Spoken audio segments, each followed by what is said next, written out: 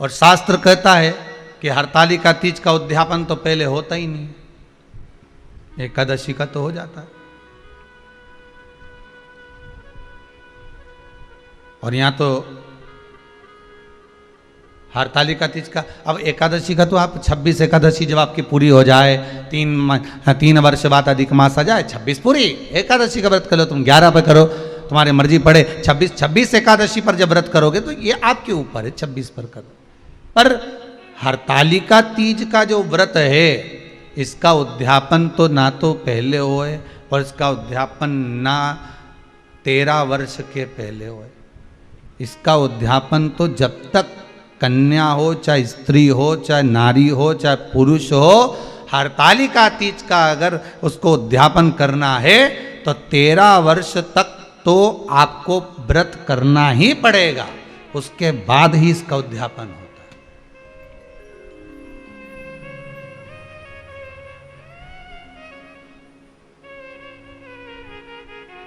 नहीं तो कहीं कहीं की माताएं तो बड़ी होशियार सोच के बैठी थी कि अब की साल उद्यापन कर, तो 13 वर्ष अगर आपके हो गए व्रत करते करते हरतालिका तीज का। हरतालिका तीज जानते हो ना?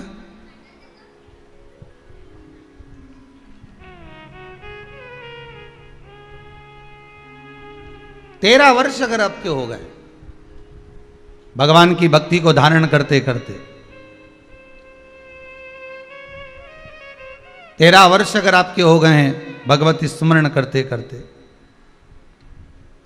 उसके बाद में आप बड़े प्रेम से, बड़े आनंद से आप व्रत का उद्यापन करो, कोई मना नहीं। पर यदि आप उद्यापन कर रहे हो और आपका मन है कि मुझे उद्यापन करना ही है, तो 13 वर्ष तक जिस भाव से आप भगवान का व्रत कर रहे हो, साधना कर रहे हो, स्मरण कर रहे हो, उसी भाव से आप उसको करें।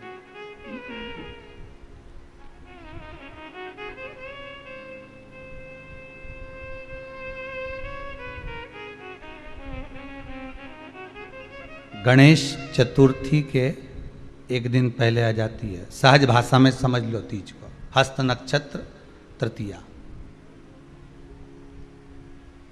उसमें सबसे ज़्यादा जरूरी है हरतालिका तीज का पूजन अगर आप कर रहे हो, और हरतालिका तीज का अगर आप स्मरण कर रहे हो, तो उसमें सबसे ज़्यादा अगर कोई जरूरी है तो शंकर भगवान जहाँ विराजमान होते हैं उनके ऊपर उनकी 5 कन्याओं का होना जरूरी है। मतलब ऊपर फुलेरा बंधना जरूरी। फुलेरा का मतलब जानते हो?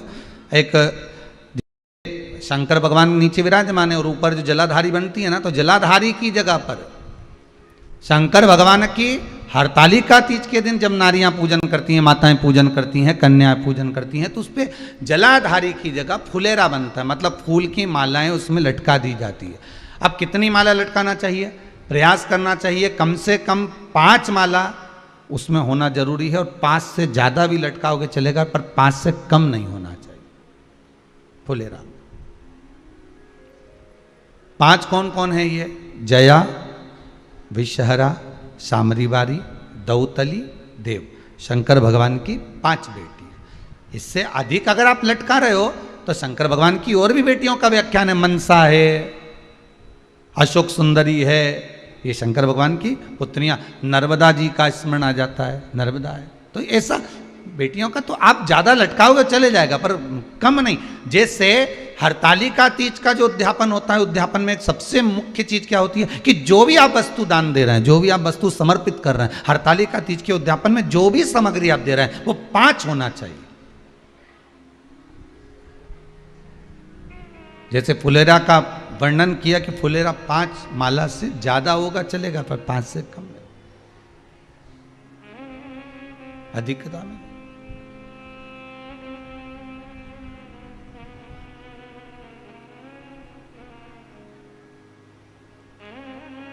सबसे पहली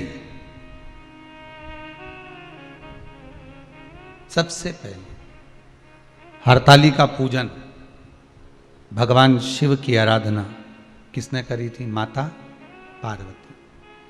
और पार्वती जी ने किससे पूछी थी? पार्वती जी को किसने बताया था कि तुम ये पूजन करना, तुम ये स्मरण करना? हस्त नक्षत्र आए तब आप शंकर भगवान के शिवलिंग का निर्माण करना, पूजन करना, अर्चना करना, ये किसने बताया, किससे पूछा गया? कौन बताएगा इसे? तो कहा जब माता पार्वती का उमा रूप में दर्शन हुआ, जब माता पार्वती उमा बनकर प्रकट हुई, तब भगवान महेश के पास में बैठकर पार्वती जी ने एक प्रश्न किया था।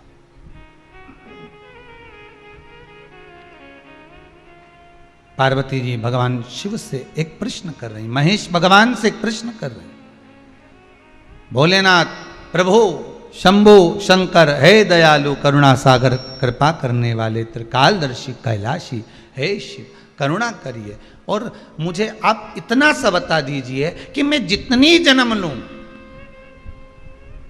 मैं इस मृत्यु लोक में जितनी बार आऊं, मैं इस भूमि पर जितनी बार जन्म लूं, अवतरण हो मेरा, जन्म हो मेरा, मैं जितनी बार प्रकट हूं इस पृथ्वी पर, आप मेरे पति बनकर मुझे मिले, उसके लिए मैं क्या कर सकती हूं? मैं क्या करूं?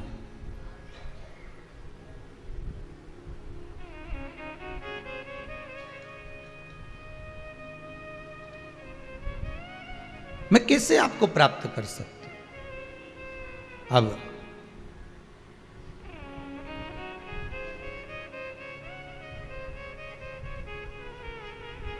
जैसे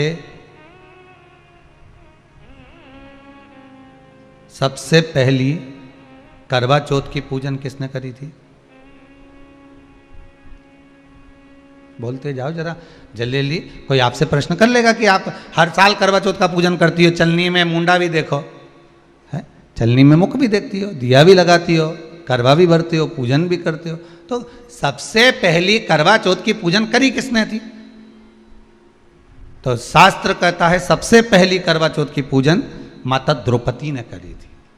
किसने करवाई थी? तो कहा भगवान कृष्ण ने करवाई थी। क्यों करवाई थी? तो कहा अर्जुन द्रौपदी को छोड़कर नीलगिरी पर्वत पर तप करने चले गए थे।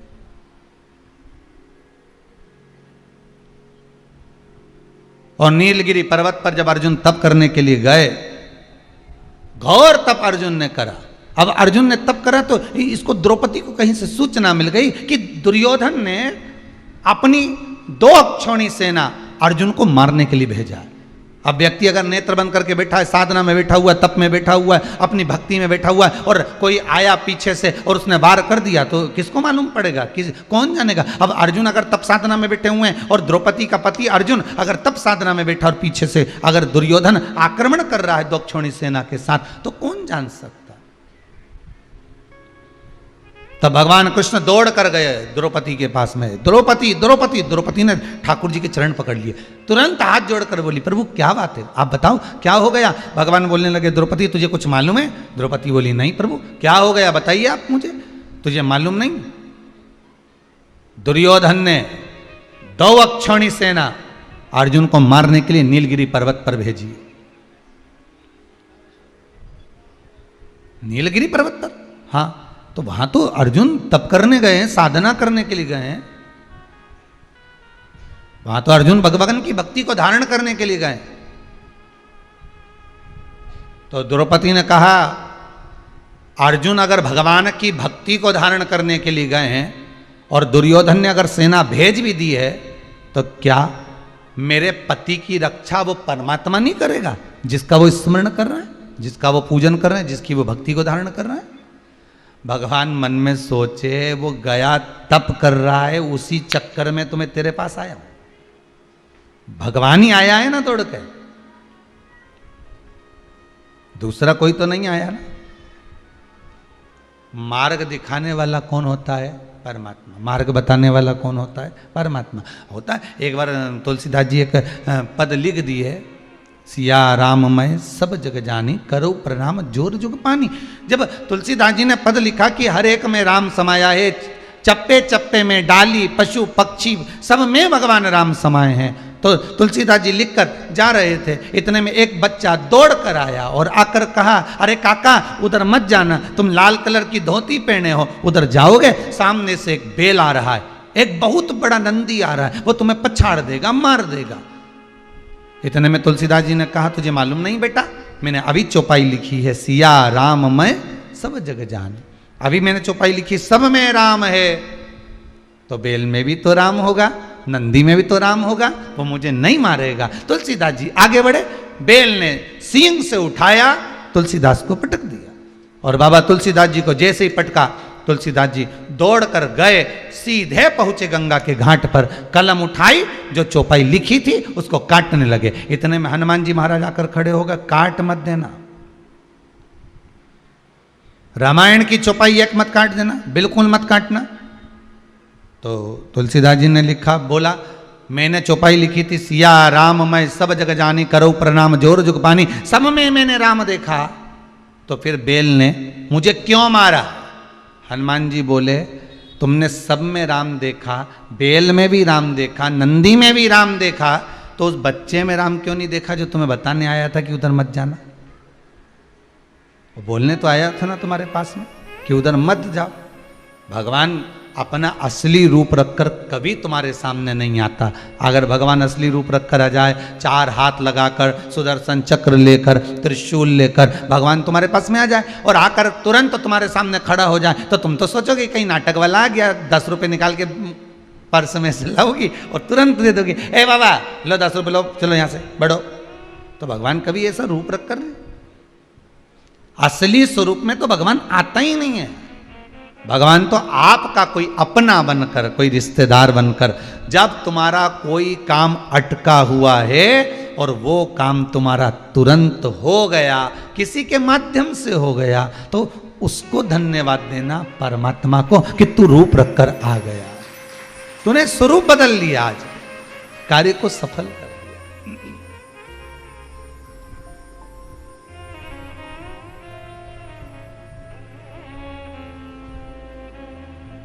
उसको धन्यवाद दे सकते हो आप।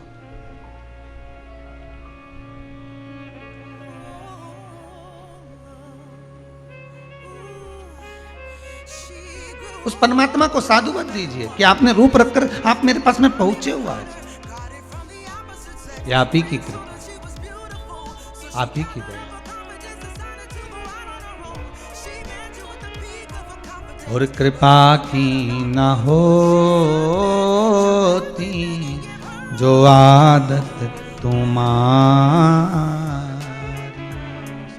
तो सोनी ही रहती अदालत तुम्हारी।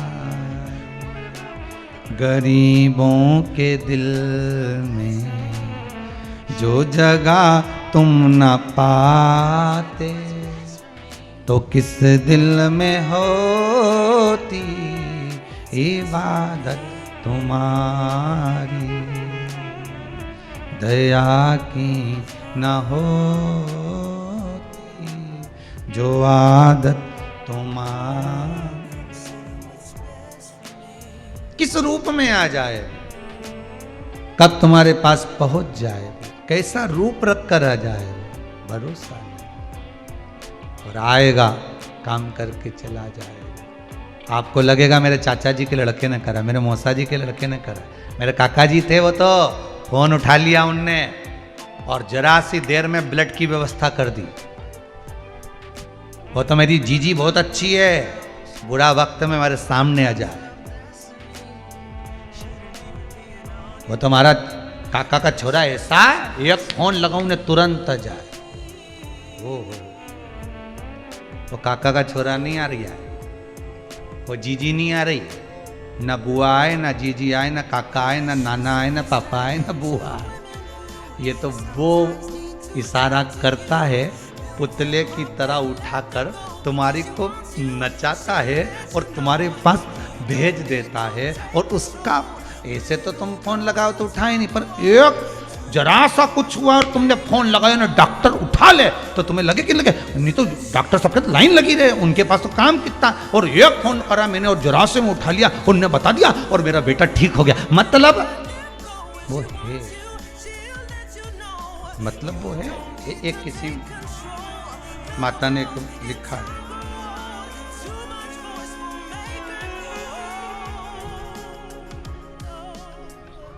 ये शायद दीप्ति जी अग्रवाल हैं, कोई इंदौर से बैठी हैं कहीं, उन्होंने लिखा है, मेरे पेट में गठान थी, डॉक्टर ने बोल दिया था गठान आपके पेट में है, इसका ऑपरेशन करना पड़ेगा। बैठी है कहीं तो, अच्छा आप ही हैं क्या? अच्छा अच्छा, इंदौर से आए जी। तो पेट में गठान थी, डॉक्टर ने ऑपरेशन का बोला था। मैं जनवरी में आई थी और बाबा की कृपा ऐसी रही भोलेनाथ जी की कि बाबा का बताया हुआ एक उपाय शिव महापुराण का, जो भी पूजन आपने बताया वो करा, उससे मेरा ऑपरेशन टल गया और गठान भी छोटी हो गई, बाबा की कृपा। बाबा करुणा करे, बैठिए, बाबा कृपा करे, दया करे, उसकी करुणा करे, इससे बढ़कर दुनिया में कोई सुख नहीं है। वो किस रूप में आता है, किस पल, किस घड़ी, किस क्षण पहुंच जाता है।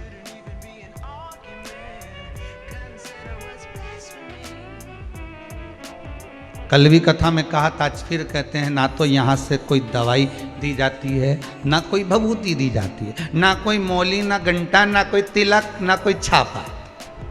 आप कहीं जाओगे तो वहाँ तिलक छापा भी लग जाएगा, न भभूति भी मिल जाएगी, न सब मिल जाएगा, न मौली भी मिल जाएगी, न बांधता फिरो नहीं, ये यहाँ कुछ नहीं। यहाँ तो बस भगवान का आप कथा सुन रहे हो, टीवी के माध्यम से कथा सुनो, आस्था चैनल के माध्यम से कथा सुनो, घर बैठ कर सुनो, बस इतना याद रखना, आहूं में असर होगा, मेरा बाबा बुला लेगा। तुम रूठे रहो भोले, हम तुम्हें मना लेंगे। आहूं में असर होगा, घर बैठे बुला ले। तुम कहते हो भोले हमें काशी प्यारी है। जितने आस्था पर कथा सुन रहे प्रेम से बोलो, तुम कहते हो भोले हमें काशी प्यारी है, एक बार तो आ जाओ, काशी भी बना देंगे, एक बार तो आ जाओ, काशी भी बना देंगे। तुम रूठे रहो भोले, हम तुम्हें मना लेंगे। तुम रूठे रहो भोले, हम तुम्हें मना लेंगे। आहों में असर होगा, आहों में असर होगा, घर बैठे बुला लेंगे। आहों में असर होगा, घर बैठे बुला लेंगे।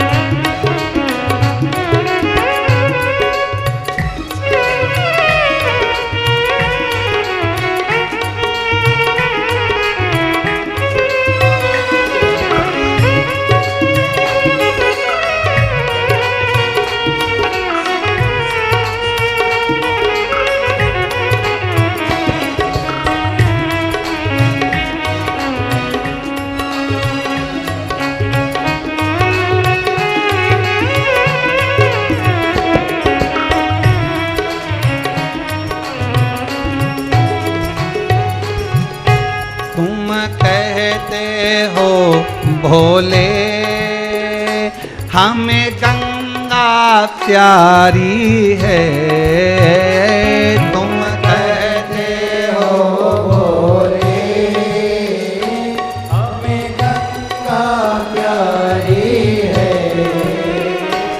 एक बार तो आ जाओ, एक बार तो आ जाओ, एक बार तो आ जाओ, एक बार तो आ जाओ। गंगा भी बुला लेंगे, एक बार तो आ शंकर हे दयालु, हे करुणा सागर, हे त्रिकालदर्शी, भी बुला लेंगे। तुम रूठे रहो भोले, हम तुम्हें मना लेंगे, तुम रूठे रहो भोले, हम तुम्हें मना लेंगे। आहों में असर होगा, घर बैठे बुला लेंगे, आहों में असर होगा, घर बैठे बुला लेंगे, तुम रूठे रहो भोले, तुम रूठे रहो भोले। अगर भाव शुद्ध है, निर्मल आपकी भक्ति है, और भाव अगर आपका शुद्ध है, निर्मल भक्ति है आपकी, तो भगवान आ जाए। आपको ना तो कोई डोरा बांधना पड़ेगा, ना आपको कोई भभूति खाना है, ना आपको कहीं जाना है, आप तो दिल से उसको पुकार लो, वो तुम्हारे पास दौड़ कर आ जाएगा, पर रूप बदल कर आए। तुम्हारा काका जी बन के, ने नाना जी बन के, ने बुआ जी ने फूफा जी बन के, ने चाचा जी ने पापा जी, सब बन के आएगा, रूप रख कर आएगा। तुम्हें लगेगा कि ये हमारा काका जी ने बहुत बड़ा काका जी है। तुम्हें लगेगा हमारा मामा जी ने मामा जी फोन नहीं उठाया, उठवाया उसने।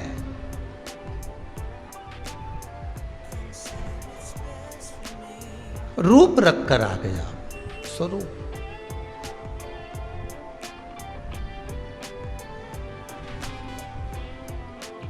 द्रौपदी को अगर व्रत करवा रहे हैं तो कौन करवा रहे हैं? भगवान कृष्ण। द्रौपदी कह रही है मेरा पति तप करने गया है, साधना करने गया है, और अगर मेरे पति अगर तप साधना करने गए हैं तो उसकी रक्षा भी तो भगवान को ही करना चाहिए।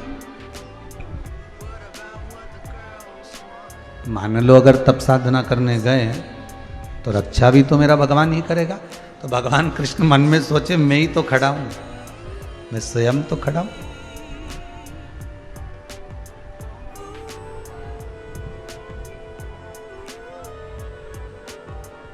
बस आप तो एक बार दिल से अगर भगवान को पुकार लेते हो ना, तो भगवान स्वयं आकर खड़ा हो जाता है। स्वयं दिल से अगर पुकारा, नमामीश मीशा निर्वाण रूपम ब्रह्म,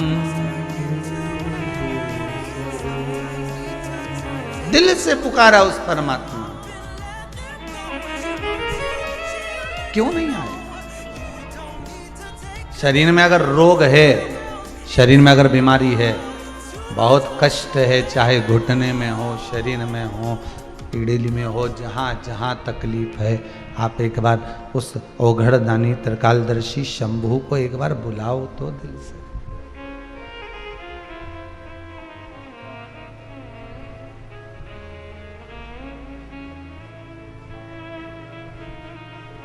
उसको आप बोलो, मेरे राम को, मेरे कृष्ण को, मेरे शिव को एक बार दिल से पुकारो तो। हरतालिका तीज का पूजन करो और मन में सोचो कि बताओ इतना बड़ा व्रत 13 साल तक करना है, उसके बाद उद्यापन करना है। उद्यापन करने के बाद क्या कर सकते हैं, तो कि व्रत तो बड़ा है, पर उद्यापन करने के बाद एक काम कर सकते हो कि फिर आप कुछ थोड़ा बहुत जो भी चाय वगैरह है, दूध प्रसाद है, कोई फल फ्रूट है, नहीं बनता शरीर से, कर सकते, ले सकते।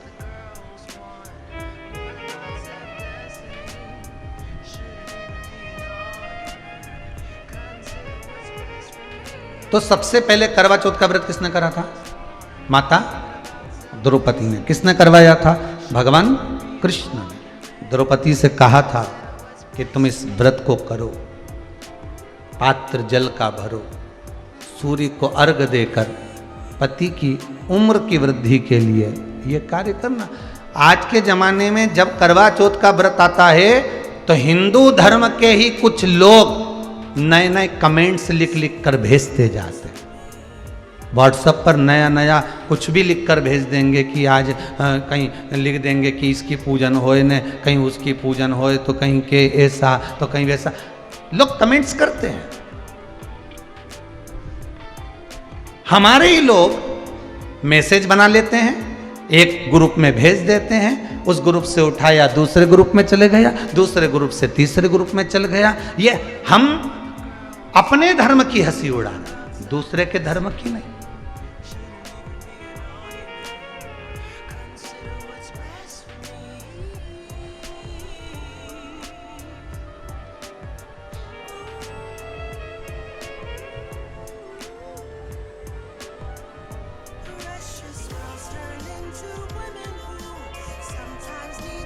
आज एक देश ने दूसरे देश पर आक्रमण कर, आपने अखबार में पढ़ा होगा, टीवी में देखा होगा, और वहाँ वो तालिबान आदि विराजमान हो गया। पढ़ा कि नहीं पढ़ा, देखा कि नहीं देखा, सुना कि नहीं सुना, टीवी पे सुना ना।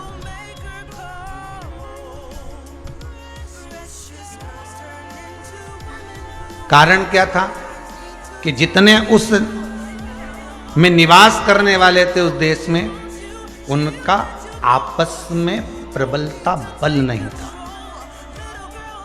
भारत की भूमि पर निवास है आपका, सभ्यता और संस्कृति की जननी है भारत माता।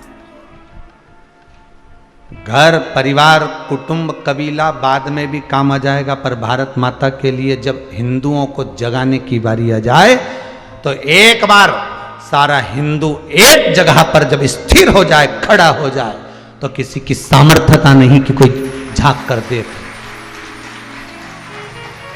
कोई झांक कर देख ले। पर गलती हमारी है। अगर एक कोई हमारा ही भाई आगे बढ़ता है तो हम उसको टांग खींच कर पीछे लाने का प्रयास करते हैं। धर्म को जब जोड़ने की बारी आती है तो हम उसको तोड़ने का प्रयास कर देते हैं, और हम सोचते हैं कि हम सबसे बड़े, हम सबसे प्रबल, हम ये नहीं, हम तोड़ रहे हैं, जोड़ नहीं।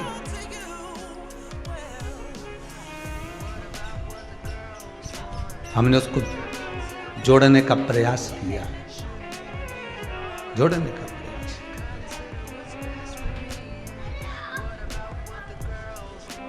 धर्म की जय हो, अधर्म का नाश। प्राणियों में विश्व का, ये जितनी चीज तुमने यहां बोली, इतनी चीज किसी दूसरे देश ने आज तक बोली? जम के बोलो। किसी ने हॉलैंड में, अमेरिका में, कहीं जहाँ जहाँ लोग रहते हैं, जिस जिस देश में रहते हैं, कहीं आज तक श्रीलंका आदि में कोई बोला कि धर्म की, अधर्म का, प्राणियों में, विश्व का, केवल एक भारत की भूमि पर ही ये चार नारे लगते हैं। और इसलिए लगते हैं क्योंकि भारत माता की गोद में हम जन्मे हैं। यहाँ हमको जो संस्कार दिया जाता है वो दुनिया को कल्याण के लिए दिया जाता है। यहाँ से जो निकलता है वो जन कल्याण के लिए निकलता है। गंगा मैया इसी भूमि से निकली जन कल्याण के लिए। यमुना, सरयू, सरस्वती आदि आदि की नदियां प्रकट हुई जन कल्याण के लिए, किसी एक का कल्याण नहीं, सर्व जगत हित के लिए, संपूर्ण विश्व के लिए। आपको कहीं जाना नहीं है। अगर आपको तकलीफ है, कष्ट है, रोग है, बीमारी है, आप जाओ डॉक्टर को दिखाओ, मना नहीं। उसने बोल दिया जांच करा लो, जांच करा लो, पर एक विश्वास, एक भरोसा उस देव अधिदेव महादेव पर भी करना। और उसके ऊपर एक बार छोड़ देना कि अब मैंने बीमारी तो बता दी है डॉक्टर ने, तकलीफ तो दे दी है डॉक्टर ने, बीमारी बता दी है डॉक्टर ने, अब निवेदन केवल इतना सा स्वीकार कर लीजिए। जब बीमारी डॉक्टर बता दिया है तो अब सबसे बड़ा डॉक्टर एक देव अधिदेव महादेव और विराजमान, एक शंभु और बैठा।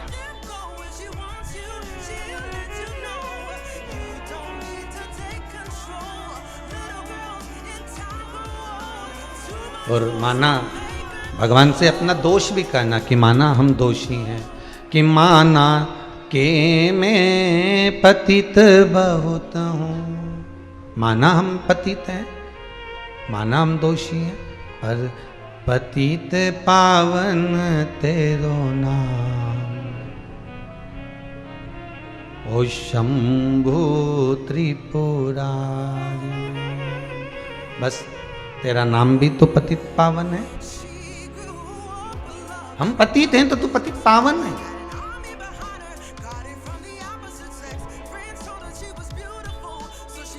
द्रौपदी ने भगवान कृष्ण से कहा, अगर मेरे लिए आप कह रहे हो, आप बोल रहे हो कि मेरा अर्जुन मेरा पति मत तब साधना करने के लिए गया है, आप कह रहे हो कि तब साधना के लिए गया हुआ है। और दुर्योधन ने अगर सेना भेज दी है तो उसमें मैं एक बात तो कहूंगी कि जिसका तप कर रहे हो, जिसकी साधना कर रहे हो, वो बचाएगा कि नहीं बचाएगा? वो बचाएगा कि नहीं बचाएगा?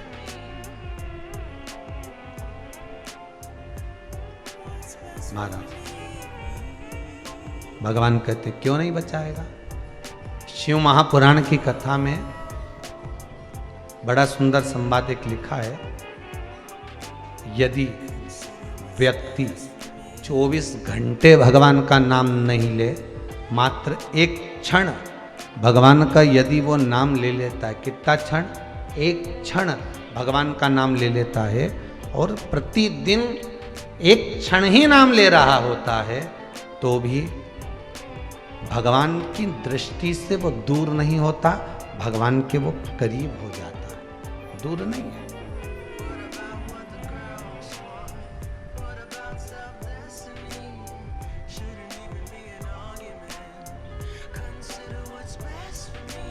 थोड़ा सा पानी लेकर जाइए और सरल भाषा में समझिए, थोड़ा सा जल लेकर जाइएगा। प्रतिदिन एक भूमि ऐसी देख लेना, ना वहाँ पर पौधा हो, वहाँ पर पौधा भी नहीं, ना वहाँ पर घास लग रही हो, ना वहाँ दूबा लग रही हो, एक जमीन ऐसी देख लो। इतना पानी रोज ले जाकर एक ही जगह पर रोज डालना, प्रतिदिन। ना वहाँ पर घास हो, ना वहाँ पौधा हो, ना वहाँ पर कुछ बीज हो, तुम रोज पानी डालना, अपने आप वहाँ पर कुछ ना कुछ तो अंकुरित हो ही जाएगा। और प्रैक्टिकल करने में क्या जाता है भाई, सियोर वाला महाराज बोला है तो प्रैक्टिकल तो करो कि एक जगह ऐसी ढूंढ लो जहां पर मिट्टी में कोई बीज भी नहीं है, कोई पौधा भी नहीं है, कोई दुर्बा भी नहीं, कोई घास भी नहीं। हम तो रोज थोड़ा सा पानी ले जाकर डालो, रोज पानी ले जाकर डालोगे तो वहां कुछ ना कुछ तो अंकुरित हो ही जाएगा, कुछ ना कुछ तो थोड़ा ना थोड़ा अंकुरित हो जाएगा, कुछ निकल ही जाएगा, कुछ एक छोटा सा पौधा निकलेगा जरूर, एक घास निकले, एक दुर्बा निकले, कुछ भी निकले, पर निकलेगा, वो निकलेगा जी, प्राप्त जरूर होगा। उसी तरह आप रोज रोज एक बार अगर परमात्मा को याद कर रहे हो, रोज रोज अगर भगवान को एक बार आप स्मरण कर रहे हो, तो ये पक्का है कि प्रेम का अंकुरित, प्रेम का कोई पौधा और भगवान की करुणा और आशीर्वाद का पौधा प्रकट जरूर हो जाएगा, ये पक्का है। आप उसका स्मरण तो करो।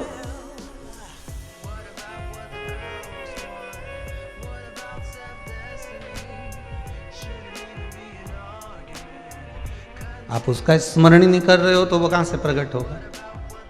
आप तो जादू के चक्कर में पड़े हो कि कहीं मेरे को ऊपर ऐसा हो जाए और तुरंत मेरा काम, नहीं नहीं नहीं, उसका नित्य प्रतिदिन भगवान का स्मरण कर कर देखिए, प्रतिदिन उस परमात्मा का नाम जाप कर कर देखिए, प्रतिदिन उस परमात्मा का स्मरण कर कर देखिए, तब वो प्रकट तो हो जाएगा। कैसे भी हो, अंकुरित भाग प्रकट हो। करो। द्रौपदी, तुम्हारा पति अगर वन में बैठा हुआ है तो तुम एक काम करो, पात्र में जल लेकर कुछ भाग तैयार कर कर ब्रह्म मुहूर्त से लेकर चंद्र प्रकट हो तब तक आप व्रत को धारण करो, करवा चौथ का व्रत। द्रौपदी ने सबसे पहले कहा।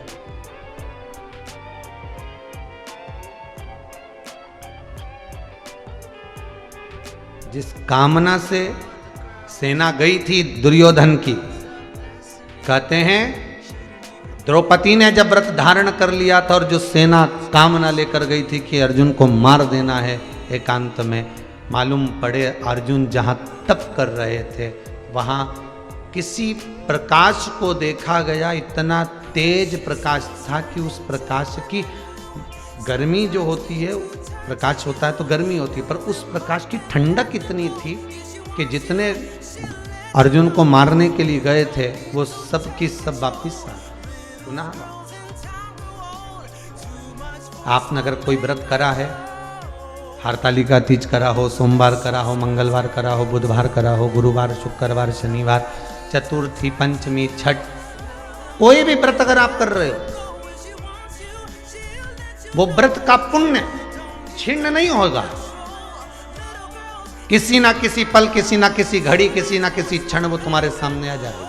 कल एक हमारे एक परिचित में एक शर्मा आंटी आई थी, वो कह रही थी गुरुदेव ऐसा हो गया, मेरे यहाँ इतनी तकलीफ चल रही है, तो क्या मैं पूजन करना छोड़ दूं, क्या मैं उपास छोड़ दूं, क्या मैं व्रत छोड़ दूं? तो तकलीफ होगी तो क्या खाना छोड़ दोगे? अरे बोलो तो जम के जरा, नहीं ना। अगर पेट दुखता है आपका, सिर दुखता है आपका, शरीर में कष्ट होता है आपको, तो आप डॉक्टर के पास जाते हो, वो दवाई भी लिख देता है, उसके बाद भी आप पूछते हो कि नहीं पूछते कि मैं खाऊं क्या क्या? तो डॉक्टर को भी थोड़ी सी तो मुस्कुराहट आई जाती होगी, हंस भी देता होगा कि पेट दुख रहा है तो खाने की क्या जरूरत है, ये दवाई दी है या खा ले। पर नहीं, ये तो सब अलग प्रसंग है, ये तो सब अलग बात है। पर डॉक्टर से तुम पूछती मैं क्या क्या खाऊं, तो डॉक्टर बोला हल्का हल्का खाओ, एकदम लाइट लाइट। तो इसने सोचा हल्का कैसे होगा, तो फिर इसने सोचा पानी तो ठीक है, पानी हल्का होता है, पर पानी से हल्का क्या हो सकता है? तो उसने सोचा इस पे तेल डाल के देखता हूँ। पानी पे तेल डाल के देखा तो तेल हल्का हो गया, मतलब पानी पे तेरे तो हल्का। अब इसने सोचा तेल से हल्का क्या हो सकता है? रोटी बने तो भारी पड़े, पराठा बने तो भारी पड़े। तो इसने रोटी की लोई बना के उसको बेल के पूड़ी जैसा तेल में डाल दिया। अब पूड़ी तेल के ऊपर तेरे, तो पानी के ऊपर तेल तेले तो तेल हल्का, और तेल में पूड़ी तेरे तो पूड़ी हल्की। तो इसने सोचा इससे जोरदार हल्की चीज कुछ नहीं। तो अपनी पत्नी से कहा, सुन डॉक्टर साहब बोले हल्का खाना है।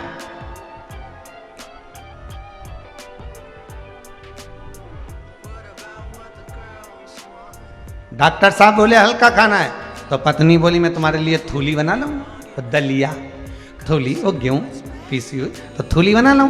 पति बोला मूर्खों जैसी बात करे कि थूली तो भारी होती है। तो क्या भारी कैसे होती है? कि बना के देख अच्छा। अब उसने थूली बनाई। अब पति ने कल ला जरा कटोरा में दूध लेकर आ, और कटोरे में दूध लाई, जो थूली डाली तो थूली नीचे बैठ गई। ये देख भारी है कि। अब मैं तुझे हल्की चीज बताता हूँ, चल। अब एक चम्मच तेल ला, हाँ, कटोरा में पानी ला, पानी के ऊपर डाला तेल, देख हल्का है कि नहीं तेल, हाँ। अब इसी तेल में अब तू पूड़ी तल, रोटी बनाकर उसको तल, तो क्या देख ऊपर तैर रही कि नहीं तैर रही पूड़ी, बस ये सबसे हल्का। ये पत्नी भी माथा पकड़ के बैठ गई, पक्का बेहरू है। हल्का, इससे हल्का कहां ढूंढोगे?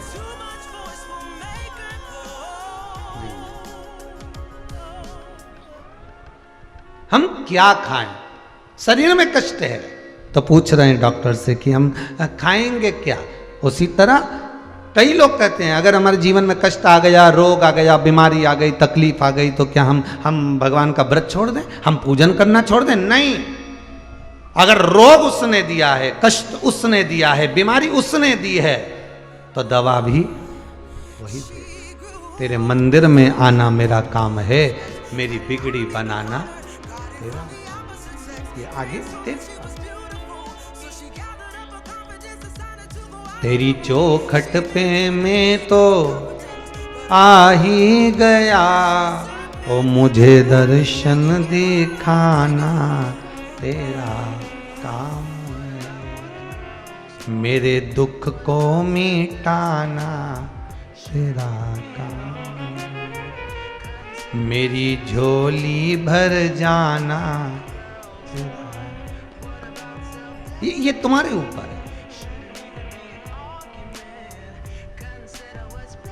पार्वती जी ने जो प्रसंग छेड़ा है,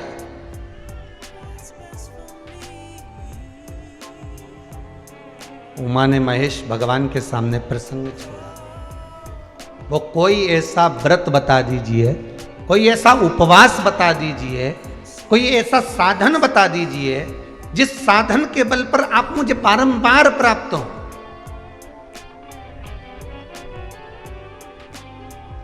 कौन सा व्रत करूं जिससे मुझे आप मिल जाएं बार बार, जितने जन्म लूं उतनी बार आप ही मिले, आप ही।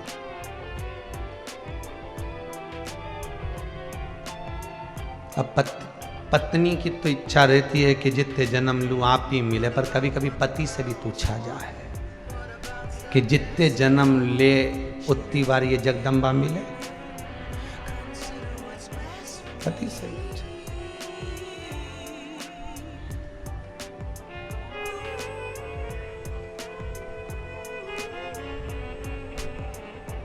तो भगवान भी कह देगा मिलेगी तो यही, पर थोड़ी डिजाइन चेंज कर दूंगा। तो फिर पति भी बोला डिजाइन भले मत चेंज कर दे, पर इसका बुद्धि चेंज कर, और कहीं नहीं चाहिए, डिजाइन तो चलेगी यही।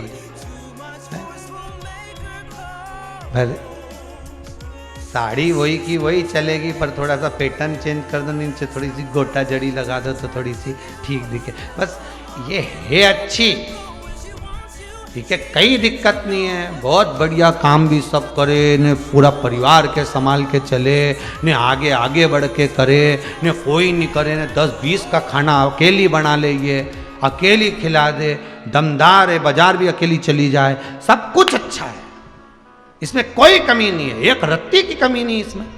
फिर क्या दिक्कत है? बस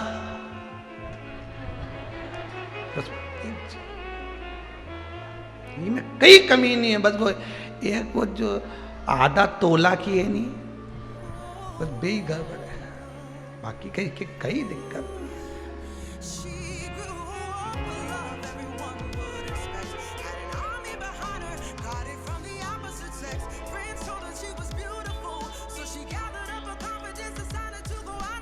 वो कहते ना, यदि अपनी आंखें निगाहें, आज के जमाने में वाणी ऐसी बोली है जो जम के झगड़ा, और उससे मत बोलिए जो तुमसे तगड़ा, उससे ना बोलिए, प्रेम की वाणी बोलो।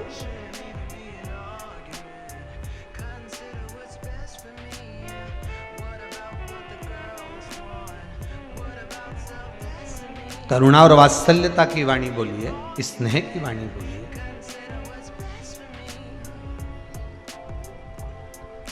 समझने वाला व्यक्ति कुछ भी समझे, पर आपकी वाणी की मिठास तब पूर्ण होना चाहिए। अब समझने वाला तो कुछ भी समझ जाता है। 2 व्यक्ति जा रहे थे, बेचारे ठंड का समय था, बहुत तेज ठंड पड़ रही, अब ठंडी इतनी पड़ रही, और बेचारा पीछे वाला तो हवा में बच जाए, पर जो आगे बैठा था उसको तो बेचारे को ठंड लगे। अब वो पहना था कोट, अच्छा बढ़िया कोट, अब कोट तो पहना था पर उसकी बटन नहीं लग रही थी। अब इसने सोचा क्या करूं, सामने से हवा आ रही, करा क्या जाए, तो इसने बेचारे ने पीछे वाले का कहना माना और इसने कहा कि एक काम कर, कोट को उल्टा पहन ले। अब ये गाड़ी रोका, रोक के कोट को निकाला, निकाल के कोट उल्टा कर लिया। तुमने भी देखा होगा, कोई कोई पहन लेते। अब आगे से प्लेन हो गया, पीछे से बटन हो गई, कोट उल्टा। 8-10 किलोमीटर चले थे और पत्थर पे गाड़ी चढ़ गई, दोनों नीचे फिका गए। अब दोनों नीचे फिकाए तो कुछ गांव के लोग वहाँ के मोहल्ले के आ गए, आते से इन्हें उठाया, उठाते से ही इन्होंने बेचारा जो गाड़ी चला रहा था इसको देखा, देख के सब की सब घबरा गए। बेचारा बताओ वो पीछे वाला तो ठीक है पर आगे वाले की तो मुंडी बेचारे की उल्टी हो गई। अब सारे ने मिलकर एक विचार करा, अपन ने अपनी जिंदगी में कोई पुण्य नहीं करा पर आज एक पुण्य करेंगे, इसकी मुंडी सीधी कर देंगे, इसका जो मुंह है वो सीधा करना है। तो 4 ने तो नीचे से पकड़ा और एक ने जो मुंडी घुमाई, अभी तक तो जिंदा था बापड़ा, निपटी गया ले, और अभी तक तो जिंदा था।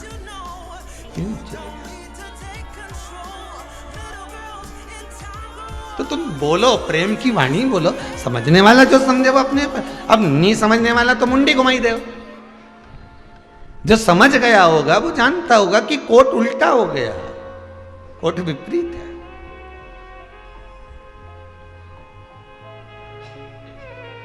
माता उमा ने पूछा भगवान महेश से, आप हर जन्म में मुझे मिलो, उसके लिए मैं क्या करूं आप बताओ। भगवान शिव बोले, अये उमा सुन, हस्त नक्षत्र में जब तृतीया पड़े, तीज पड़े, भादो का महीना,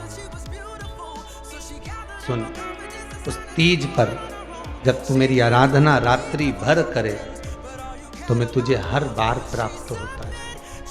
अब दुनिया के लोगों कहते हैं कि पार्वती ने ही हरतालिका तीज का पूजन प्रारंभ करा था। केवल पार्वती ने नहीं, इससे पहले पार्वती माता के जितने अवतार हुए, हर अवतार में, हर जन्म में माता पार्वती, कभी उमा, कभी कात्यायनी, कभी कुष्मांडा, कभी चंद्रघंटा, कभी स्कंदा, कभी सती, जितने अवतार माता पार्वती के हुए, हर अवतार में माता पार्वती जी ने शिव को पाने के लिए हरतालिका तीज का व्रत धारण किया है, हर अवतार में।